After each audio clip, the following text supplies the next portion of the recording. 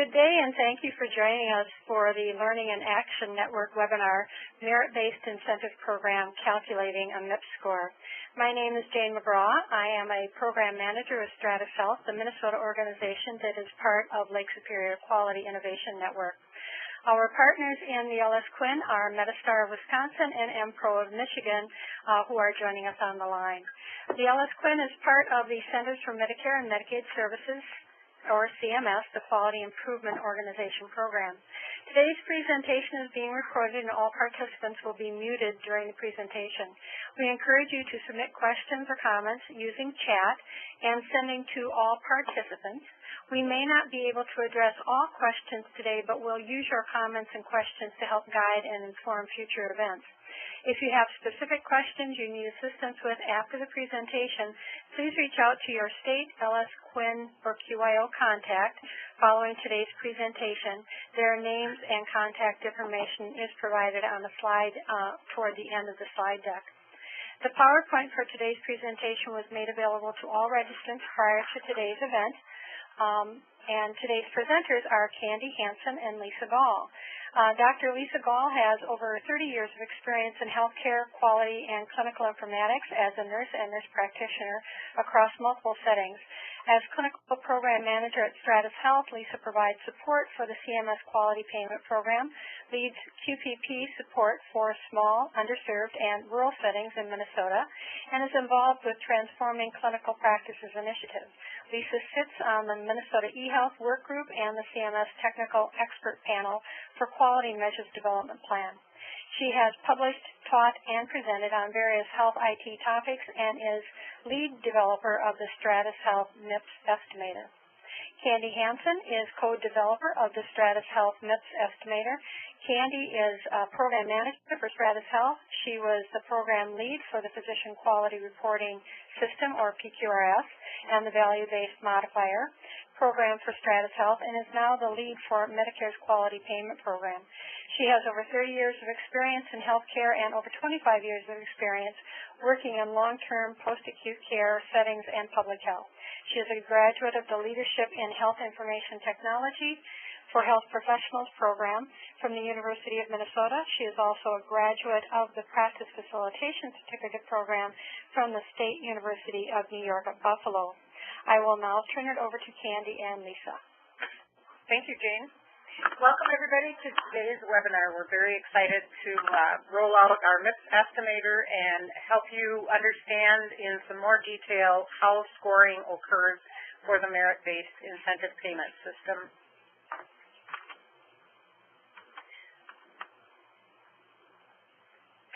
Hang on 1 second.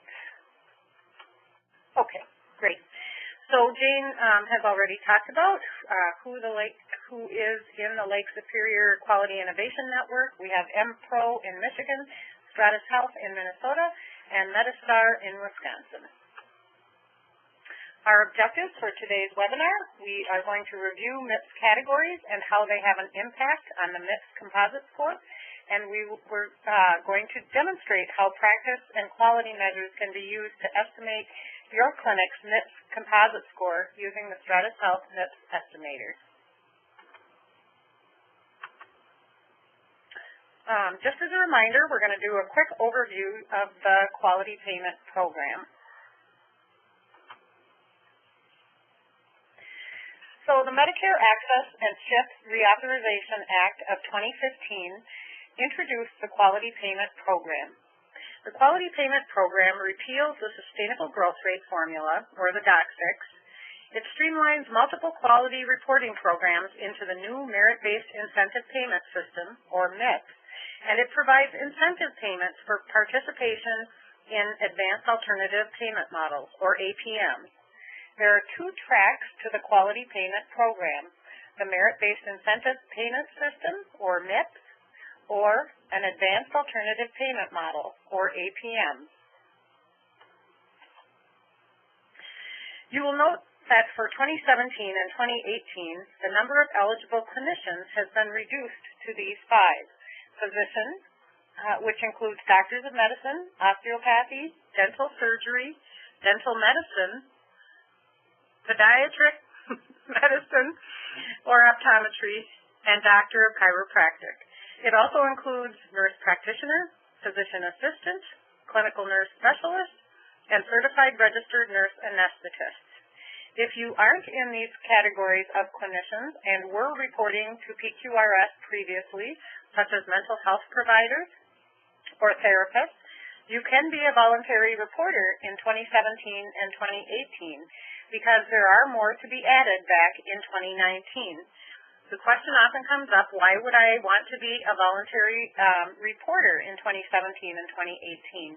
And our answer is that it offers you an opportunity without incurring any penalties to practice your workflows and get them to the point that when you become eligible to report in 2019, you'll be practicing and reporting at the optimal level. And so who's exempt from the MIPS program? If you're below the low volume threshold in the performance year, which means that you see less than 100 Medicare Part B fee-for-service patients, or you bill less than $30,000 to Medicare Part B fee-for-service, or you're significantly participating in an advanced APM as a QP. And to do that, you would have to have 25% of your Medicare payments paid through your advanced APM, or 20% of your Medicare beneficiaries seen through your advanced alternative payment model. Also, if you're newly enrolled in Medicare for the first year, you are exempt. And for non-patient facing clinicians, if you have less than 100 face-to-face visits. So here's the categories of the merit-based incentive payment system that we're all becoming familiar with. Quality, which replaces PQRS, is 60% of your 100-point score. The Improvement Activities category is a new category beginning in 2017, and it accounts for 15% of your 100-point score. Advancing Care Information replaces Meaningful Use, or the EHR incentive program for Medicare, and it accounts for 25% of your 100 points. Cost is the fourth category. However, in the 2017 transition year, cost is not scored or weighted, so it doesn't account for anything in your 100-point maximum MIPS composite score. Lisa? So I am going to review the MIPS composite score in a little more detail. Next slide, please. So as Candy stated, the Advancing Care Information is 25% of your MIPS score in 2017 transition year. It replaces Meaningful Use. Even though it counts for 25% of your score, there is a maximum score of 100. And you can actually earn up to 155 points in the base and performance measures. However, you max out at 100 once you reach that score. So there are 4 or 5 required base measures that are 50% of your score. And if you do not perform in this category in the base measures, you receive a score of 0 for your whole Advancing Care Information score. There are also 7 or to 9 performance measures, depending on which certified EHR you use. I will review that in a little while. But the performance measures make up 50% of your score also. So you get 50% of your score on base, 50% on performance measures. And a couple of the base measures do add up numerators and denominators as a performance measure as well. There are bonus points available for using certified EHR technology for certain improvement activities and for reporting to additional public health or clinical registries. Again, just a reminder, there are no exclusions for the individual objectives within the Advancing Care Information category. You can be exempt from the whole Advancing Care Information category, which is similar to hardship exemptions in the Meaningful Use Incentive Program that is submitted annually. That has not been published yet at this point. If you are excluded from reporting to this category, the category weight is re-weighted to 0, and that is actually then moved over to the quality score category weight. Next slide, please. So these are the differences in reporting methodologies for this transition year. If you use the transition year certified EHR, the 2014 certified EHR, you have 4 measures in the base measure that are required. And either you need to say yes to these measures or have at least one in your numerator. And in 2014, the 4 measures are protecting patient health information or security risk analysis, e-prescribing, providing patient access through a summary of care record, providing patient access to the electronic health record, as in a patient portal, and sending one summary of care. If you use 2015 certified EHR technology on the right, you have 5 measures, and the new one for the 2015 certified EHR is that a health information exchange is the capability to request or accept a summary of care document. Some of the other measures have been renamed when we get to the 2015 cert reporting methodology. For instance, now, health information exchange, sending summary of care. Oh, I'm sorry, it's not that one. It's on the performance measures. Next slide, please. So these are the performance measures. The performance score accounts for 50% of your advancing care information score. On the left, using 2014 certified EHR, 7 measures. 2 of those measures, highlighted in red, allow you to score double points for that particular category. So this is patient e-access. Providing patient access is a base measure. Plus, if you have a high score in this, you actually get this counts for double score in the category. And also the sending summary of care. It counts for a base category, a performance category, and gives you double points in the decile percentages. So those 2 measures that are weighted higher make up the difference in the 2 measures that are missing in the 2015 cert. You have 9 measures to report on. So every one of these is worth a tenth an equal point. As you can see, the new ones are in blue. The coordination of care through patient engagement, that's renamed, was previously view, download, and transmit information. And then coordination of care through patient engagement is secure messaging, and coordination of care through patient engagement also patient-generated health data. Lisa? Yes? There are a couple of questions in chat. The first question is, we were told by our vendor that there are exclusions for the e-prescribing measure if a provider prescribes less than 100 medication orders. Please clarify that measure. I think I would need to look that up unless someone knows that offhand.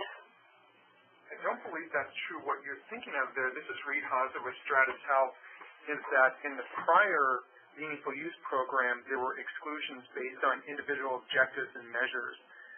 If we were to go back to the prior slide, you'd see that medication, sort of e-prescribing is one of the core requirements, I believe. And so basically you can't bypass that. So there we see it over on the 2014 and the 2015 cert requirements. There are different requirements as to the number that you need to do. I believe it is just 1 for that. And basically that indicates that you're doing electronic prescribing. But in this new MIPS methodology, there isn't a measure-by-measure or objective-by-objective type of exclusion. So that's the difference between meaningful use and the advancing care information evolution of the program. Yes, thank you, Reed. That does trigger my thoughts a little better to focus on. Yes, it is a base measure. You have to have 1 in the numerator to even get a score. And we're seeing a couple of responses, actually, that CMS updated the prescribed specification and did include an exclusion for the prescribed if less than 100. A second person says, yes, there are exclusions for prescribing. So we'll look into that. Yep. And then one other question, if our search is 2015, do we still have the option in 2017 to utilize the transition objectives and measures? The option to utilize what? The transition objectives and measures. For 2014 or 2015? For search is 2015. And so I believe the answer to the question is yes, they do have that option, correct, Lisa? Yes, they have the option to use either the if you have 2015 cert, you can use either your 2014 cert transition measures or your 2015 cert transition measures or a combination of the two. If you have one measure that you cannot meet, in, for instance, the 2015, you can, go back and forth between the two measures to get a score. So thank you, and thanks for the comments in the chat. What you bring up is an excellent point, participants, and that is that we have been told by CMS that the specifications for ACI are going to be updated during the year. So you really want to be paying attention to those specifications so you're familiar with the most current information in each of the specifications. Agreed. Next slide, please. So moving on to the improvement activities, that is 15% of your MIPS score in 2017. And the maximum score points in there is 40. This category is a new category that helps participants prepare to transition to medical home models and alternative payment models. And what you need to do to get to the 40 points is engage in up to 4 activities for at least 90 days. Generally, each of the activities will give you a time frame in their specifications. They are rated as medium and high activities. The mediums are worth 10, the highs are worth 20. You do get double points. If you have a medium activity scored point of 10 points, you will actually earn 20 points if you are in a small, rural, or non-patient facing clinician. Also, you do get full score in this category if you are a primary care medical home model, and the medical home model in Minnesota does count for that. If you are on the CMS participant list for it. Alternative payment models, you choose activities based on your model criteria. So each APM will have their specific things that you need to do to become a medical home model. And if one clinician is performing an activity within the whole tax ID number and you report as a group, you can get credit for that whole entire group as long as that one site with the one tax ID number is in a medical home model. Next slide, please. In the quality category, that makes up 60% of your MIPS score in 2017. This replaces PQRS, Physician Quality Reporting System. It depends on your method of reporting. If you're using an EHR or registry, your scores are up to 60 points, 70 if you use the readmission measure. And if you use the CMS Web Interface, your points are 110. 120 if you use the readmission measure. And what you do is report up to 6 quality measures from, I think it's 271 quality measures, and a bunch more that do not have benchmarks. Or you choose measures from your specialty set if you're reporting as an individual and you qualify as a specialty to report under a specialty set. The options for reporting data submission options are claims, EHR, registry, and qualified clinical data registry. And I did not mention the CMS Web Interface for groups of 25 or more can report, they need to report all 14 quality measures, of which 11 of them have benchmarks. Diabetes is considered a 2-component measure.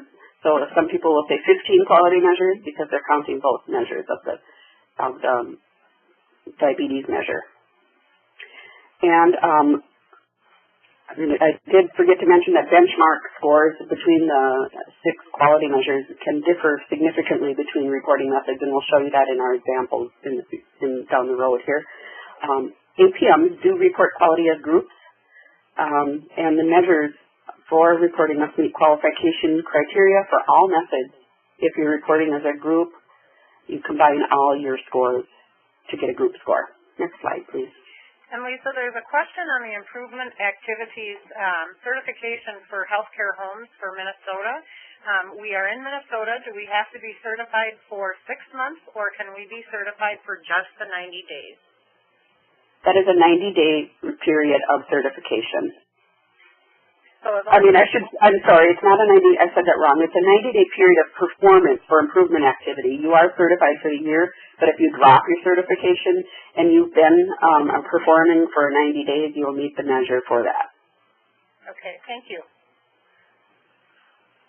Cost is the last category that will begin to play into effect in future years. There is no score in this transition year.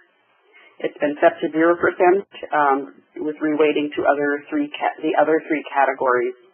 And over the years, it will increase to up to 30% of your score by 2021, as required by the MACRA law, Medicare Access and CHIP Reauthorization Act. There is no data submission required. That gets calculated from your claims. Next slide, please.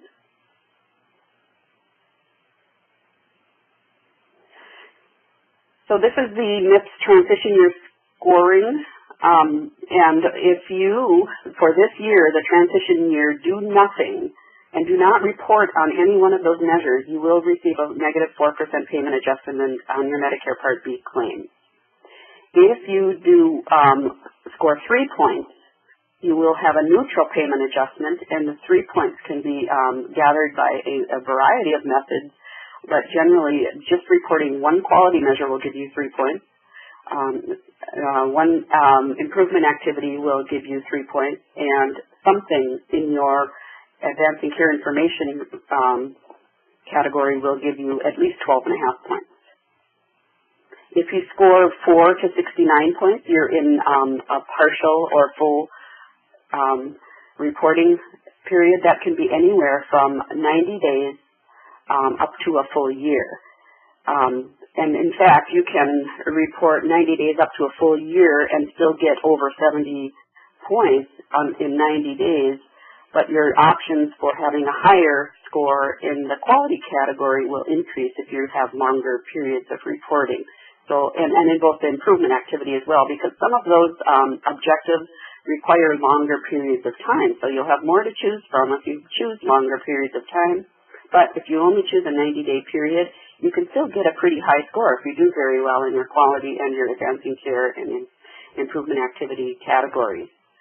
So the range between 4 to 69 points will be a mild positive payment adjustment. However, if you remember, there will be just probably a few negative clinicians who receive negative payment adjustments who are going to pay those who receive positive payment adjustments. So there's not going to be a lot to go around between 4 to 69 points range if you fall within those scores. However, if you're over 70 points, you will fall into the exceptional performance bonus category, and there has been $500 million by CMS set aside for exceptional performers over the next several years. And the higher you score, if you're closer to the 90 to 100, you're going to get more payment than if you're at 70 points. So, Lisa, just a couple of questions. There was a question on the ACI category about the specifications, about where they actually go to see the specifications, and that's on the QPP portal in the ACI category. And if I recall right, you click on the measure and then it opens up the specification. Is that correct? Yes, you just click on the measure and it'll show the specifications. There's also an improvement activity specification sheet under education and instructions on the CMS, the last tab in the CMS QPP website. Yep, and that'll show you which improvement activities qualify you for the bonus cert. A couple of questions about quality. Can you report more than 6 quality measures to obtain a higher score? Yes, but CMS will take the highest 6 measures that you score on. Yep. And we'll kind of show you in our tool in just a second about how you can enter up to 10 measures. The last question is, can specialists report some but not all measures from their specialty set? If you have more measures, how do I say this? If you are reporting only 4 measures, and you have more measures to report on, you're going to get scored 0 for the 2 that you did not report on. So you really need to look at those carefully. So the answer is if you're choosing a specialty set, you need to report on all of the measures in the set. Yeah. Okay. Unless there's more than 6. Right, unless there's more than 6, correct. And then could you repeat the healthcare home response, please, to the previous question? So they're in Minnesota. Do we have to be certified for 6 months, or can we be certified for just the 90 days? Well, they certify you for 90 days, but you report on, certify you for a full year, but you report on 90 days. So as long as you're certified in the performance year, is that correct? I thought we might have to clarify that. They need to be on the CMS list by October during those snapshot times. Oh, so by October 2nd. 1st or 2nd, whatever it is. Yep. But we will do some checking on that one because there's something that is just in my head that there was a different way that we remembered that answer. Okay, yep, let's check on that. Yep, and so just as a disclaimer to our webinars, we're giving you the answers with the knowledge that we have as of today. We continue to do deep dives into our final rule, and so we may actually end up changing an answer for you, but we'll do our best always in our regional webinars to clarify the answer to make sure that you have the right information. Okay. So we're going to move on now. We're very excited to show you a demonstration of our MIPS Estimator that we've developed that we're sharing with all of our regional partners initially, and then for free, and then we will be sharing it more broadly than that once we have tested it out with our regional partners. Next slide. So this is the implementation of our MIPS Estimator. It's available to Lake Superior Quinn participants as of after today. In order to receive a review with your Lake Superior Quinn contact, we're asking that you get in touch with your contact to request a review. The tool is actually meant to be a client-facing tool ultimately. However, we just recognize in the next couple of months while we're continuing to test it out addressing any issues that arise, we're going to be asking you to ask for that review with your Lake Superior Quinn contact. And then we'll be doing that for the next couple of weeks. Next few weeks, and then we have a planned widespread dissemination in early May of the estimator. So this is an example of an estimator where we actually have vetted this tool with several providers already. And Lisa, feel free to jump in anytime if you have anything to add. This was a provider who actually reported on these 9 measures in 2016, and then they added some new ones in 2017. And so we're just going to, it's just an example of looking at your data and what you might want to put into your data for the MIPS Estimator. So you can go about it in a couple of ways. For your initial use with the MIPS Estimator, you could use your baseline 2016 or for your baseline, you could use your 2016 data for both meaningful use, which is now advancing care information, as well as for PQRS, which is now quality, or if you already do know, have some numbers for ACI and want to put in your 2017 quality measures, you're welcome to do either one. And then after that, the tool is really designed to give you a tool to analyze your data in real time to be able to know how you will fare in the 2017 transition year. So the next few pages are going to look a little busy because we wanted to do a snapshot of what this will look like when you start to use the MIPS Estimator. This is the first page, and basically it just welcomes you to the 2017 MIPS Estimator. And just kind of gives you some more information. as to begin with, we'll walk you through a few pages where we need to learn more from you. And then there are three main categories in this tool right now, as cost is not scored for the 2017 transition year. And the fields, and you'll see this in just a minute, that fields that do not apply to your situation based on your selections will turn gray because data in those cells are not needed. And if you were to scroll down on the tool at this point, you would be able to see detailed step-by-step instructions for all of the pages that are requiring data input from you. But I don't, it's there for your reference. However, we think that the tool is pretty self-explanatory and you'll have no trouble using it. And so then we just also have a couple of disclaimers. We have the CMS disclaimer, which basically just says, you're not going to know for sure what your payment adjustment from CMS is going to be until CMS tells you, as well as this is designed, we believe that it will do a very good job of providing you with an estimate of what your MIPS score will be. However, it's not an exact science, and so we did our best with the calculations and the logic model that we felt we have understood at the time we developed this tool. And then on the right, it's just a list of all of the acronyms that you might see in the tool, both in the tool based on what we have in the tool, but as well as some of the measures and improvement activities that also have acronyms.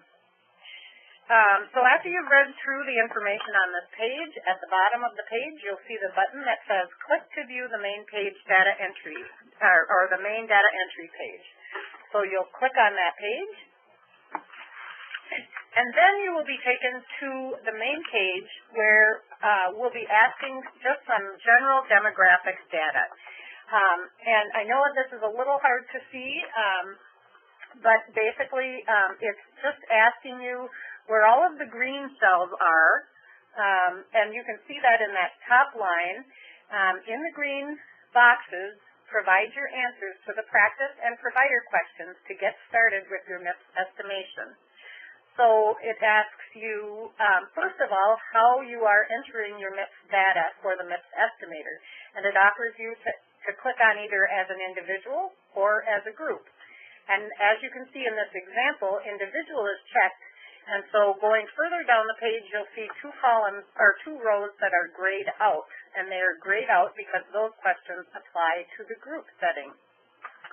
And then it asks you to put a name in if you so wish to do. And then it asks you some additional questions about if you're planning on attesting for advancing care information, remembering that PAs and nurse practitioners that have not had to do ACI in the past have the ability to not do that category for 2017, in which case their score gets re-weighted back into quality. And then further down, you'll see it goes down to ask you for question 3 on the far right-hand side. For 2017, will you report ACI using a 2014 cert or a 2015 cert? We recognize that you have the ability to do both, but for the purposes of this tool, we're going to ask you to select which one you will report using. And then question 4 goes into some information about what kind of setting are you reporting from. And unless you're an APM, your choices are basically that you're a non-APM and you have less than 15 clinicians in your organization, or you are a non-APM and you have more than 15 clinicians. And depending on which ones you check, that will offer you the ability and choices to choose different things as we continue down. The question number 5 is, are you a primary care or a PCMH or deemed PCMH status by CMS for 2017? So if in Minnesota you are considered a healthcare home, you would click yes to this. And then question 6 says, how do you plan to report quality measures for 2017? And it offers the 4 choices. And then question 7 is just, is this the first time you're using this MIPS estimator? And so that question is just relevant when you see the scorecard because it will tell you if you're receiving a base score on your scorecard or not a base score. And then you will go to the next slide, please. And so I'll go into those buttons on the right in just a second. This is just an example of when you checked group, you'll notice then that the next 4 rows were grayed out because the information would not be relevant. So then if you go to the far right, and once you've entered in all of these data elements, so 1 through 7, then it tells you to enter your data for the individual QPP categories on the following pages.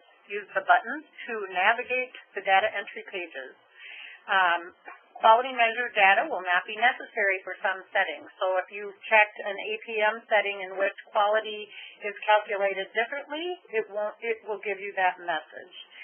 So once you, and as you can see, the 3 categories, there's advancing care information, improvement activities, and quality measures. And next to each of those buttons, you will see a color. If there has been no data entered, the button will be red. If there is partial data entered, the button will be yellow. And if it is green, all of the data in the fields has been entered. And so you'll also note next to all of the questions, or next to most of the questions, we have put links to get more information if you're not sure what the answer is.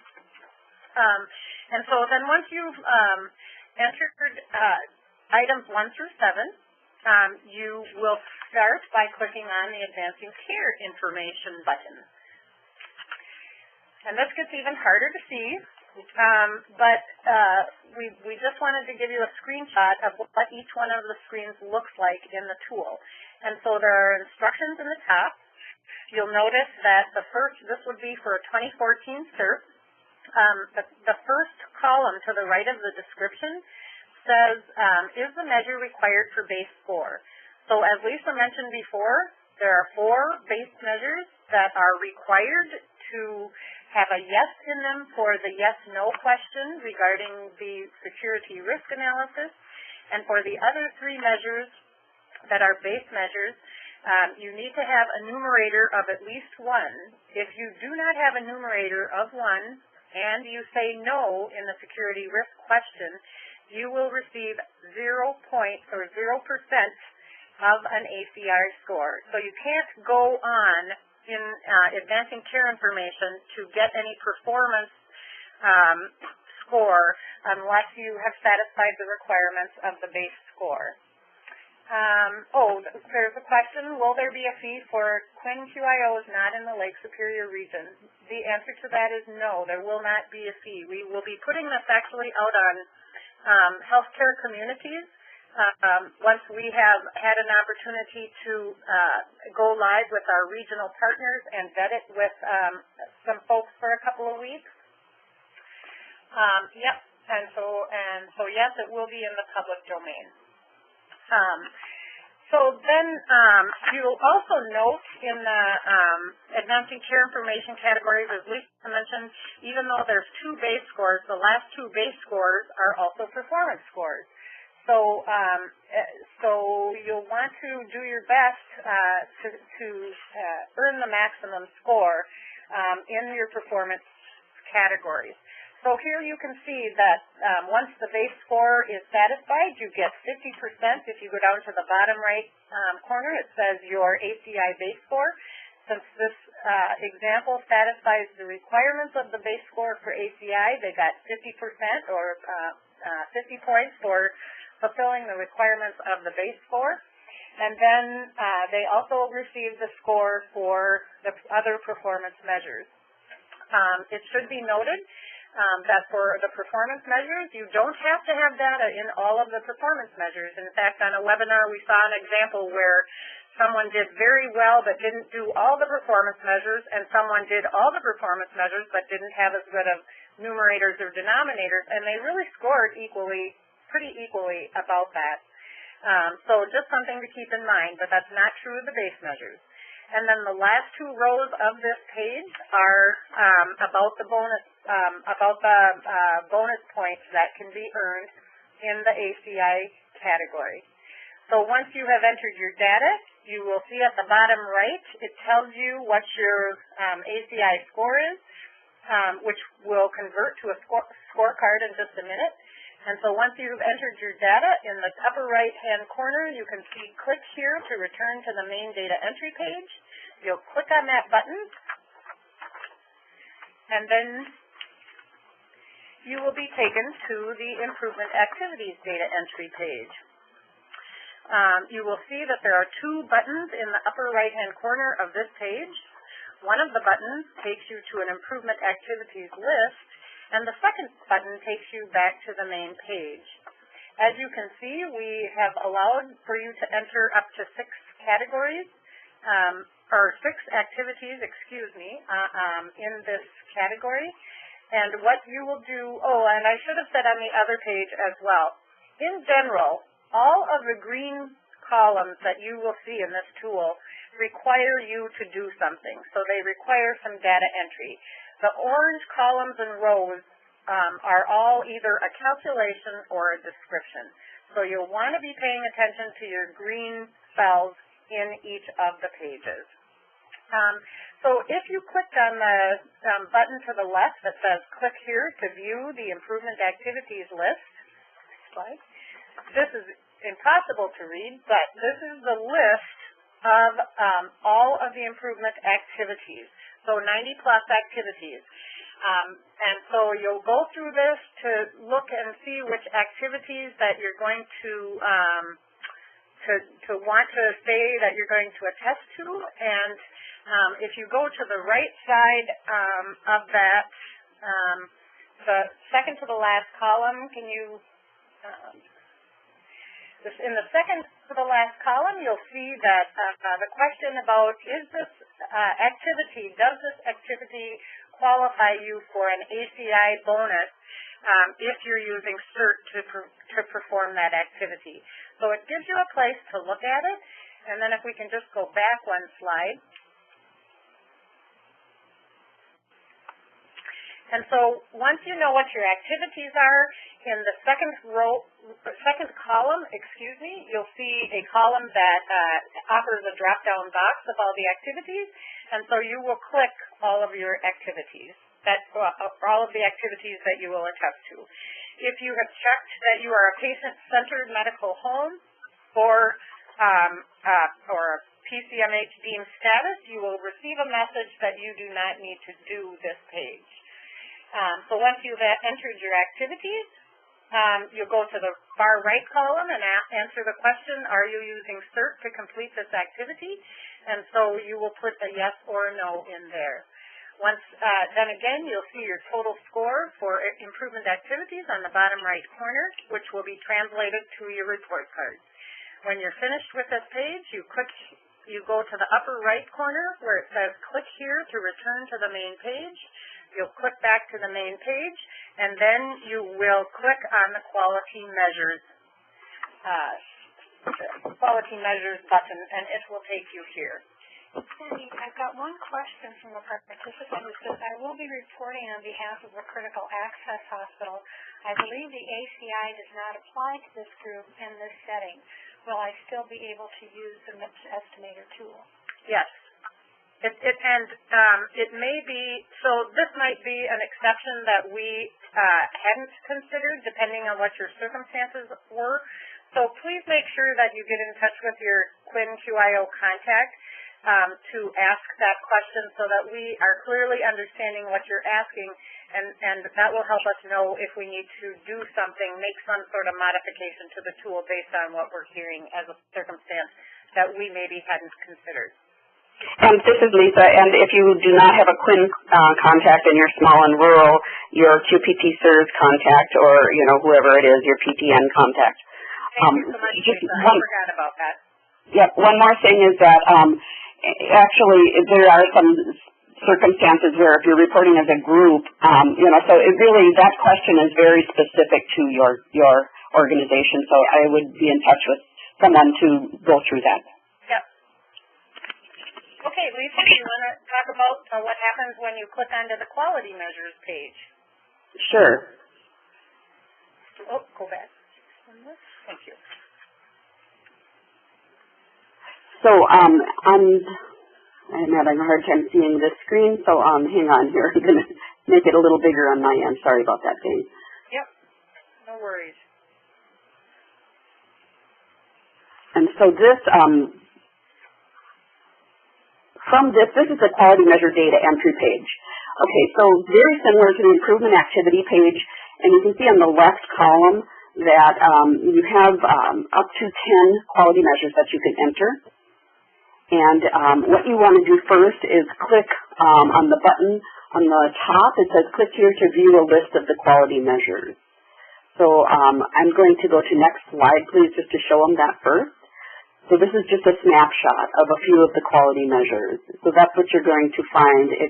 So your measure ID is on the left. If you want to do a search and look it up by a word, you can do that. It'll tell you whether this is what measure type this is and if it's a high priority measure.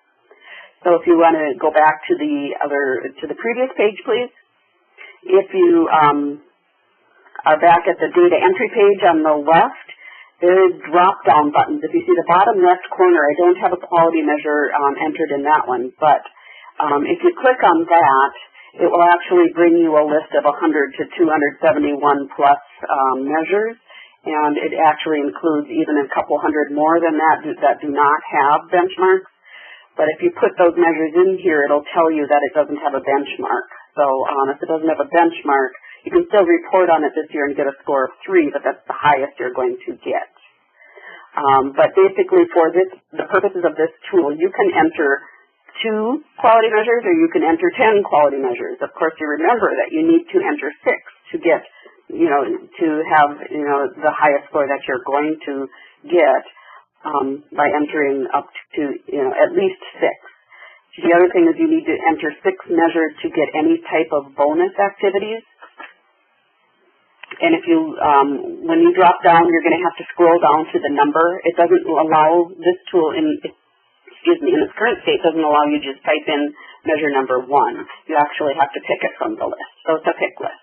And then, sorry. I thought it would be important for us to, and maybe you're going to say this, so if you are, I apologize.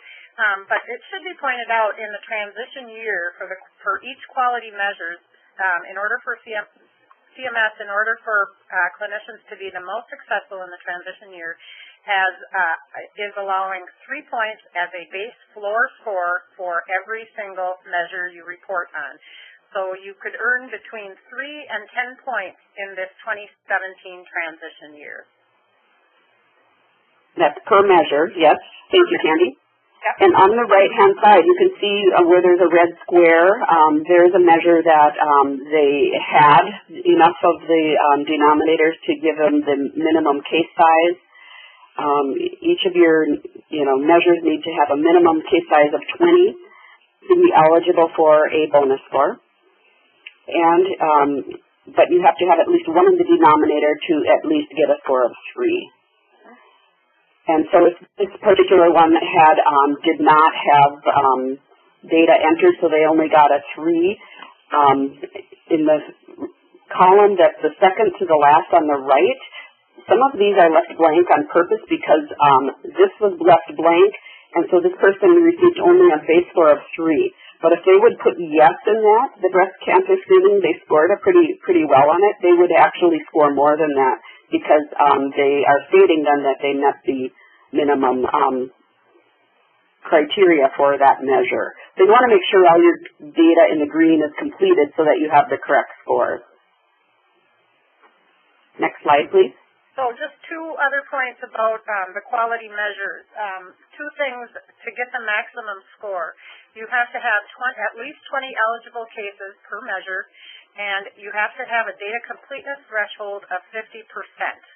So if you're reporting via claims, that is 50% of your Medicare fee-for-service beneficiaries. For all other reporting methods, it is 50% of all payers.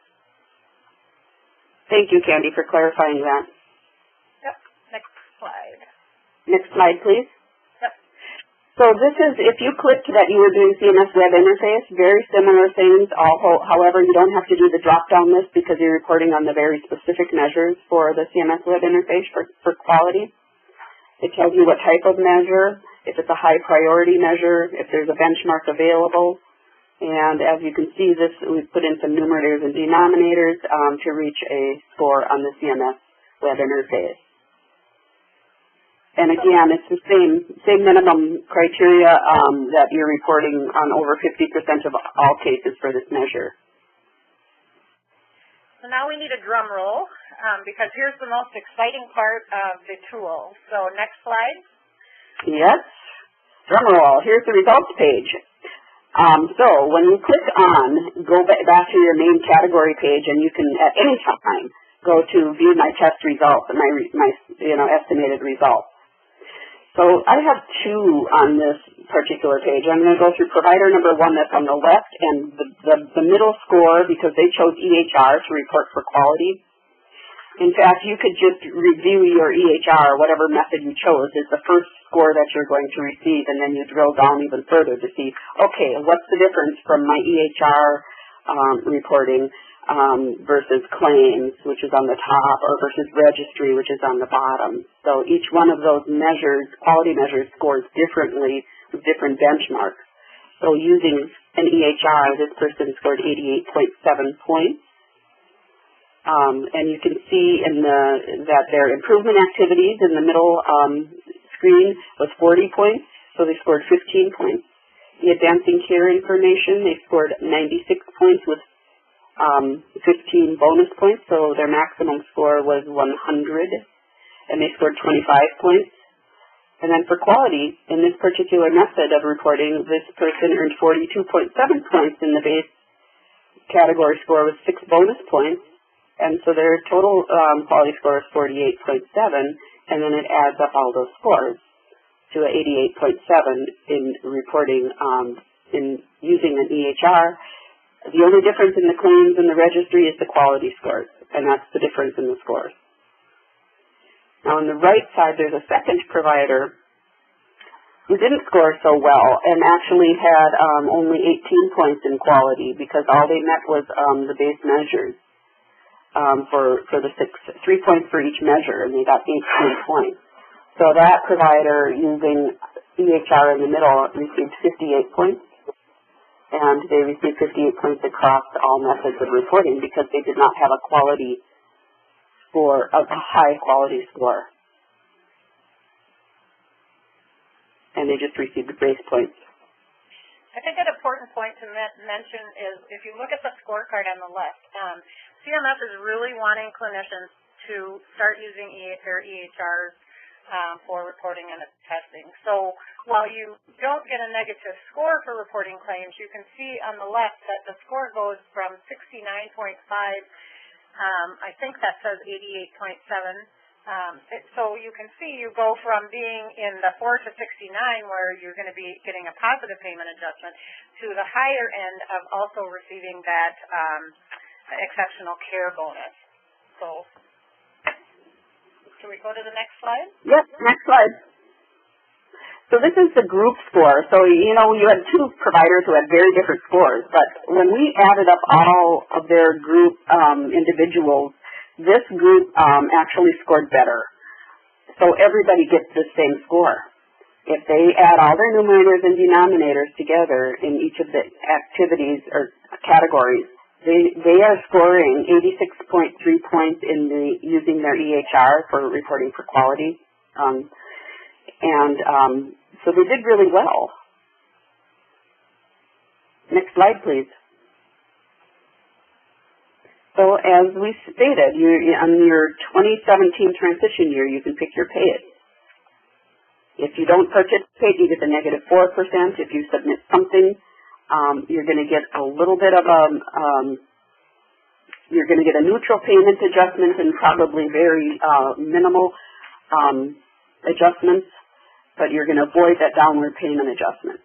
If you submit a partial year, 90 days of data, you can still earn a neutral or small positive payment adjustment, and then submitting a full year, can earn a pretty, a moderate positive payment adjustment. But as I said before, this is how it's kind of rolled out from CMS, but also what CMS is telling us is that it doesn't matter how much time you submit, it's how you do on the measures. And if you're an advanced APM, you know you're not required to report to MIPS unless your advanced APM participant doesn't meet the criteria, then they can decide whether to report to MIPS or not, for MSSP anyway. Next slide, please. So what is your steps to succeeding? First, you want to determine who's your eligible clinicians. Don't forget about your all settings. This is across all settings, including your Method 2 billing and critical access hospitals.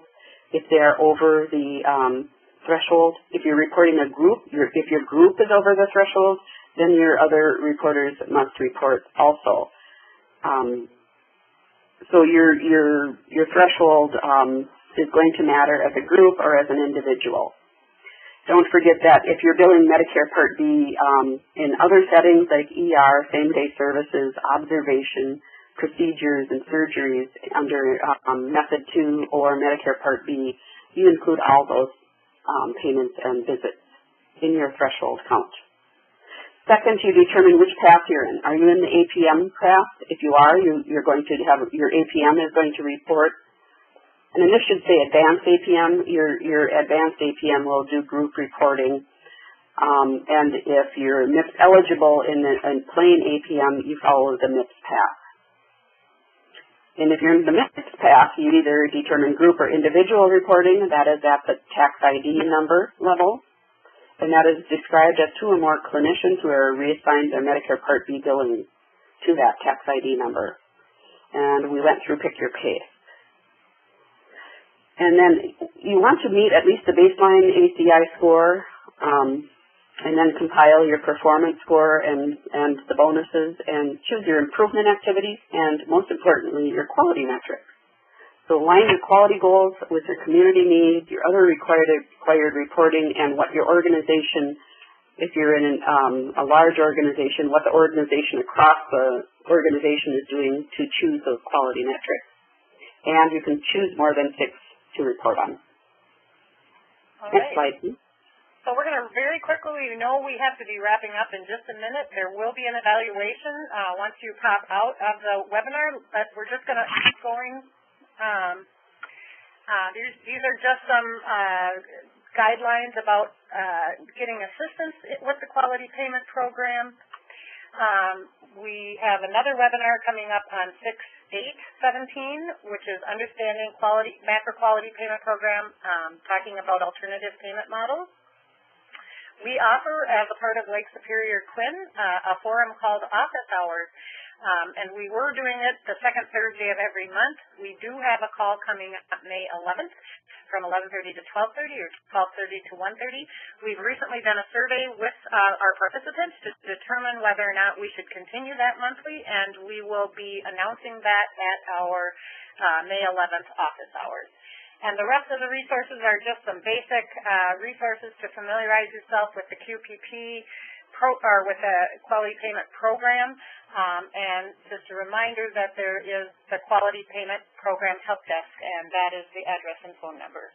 So that is about all we have for today. I know we are at the top of the hour. We thank you so much for your participation, and we look forward to being able to serve you. Thank you.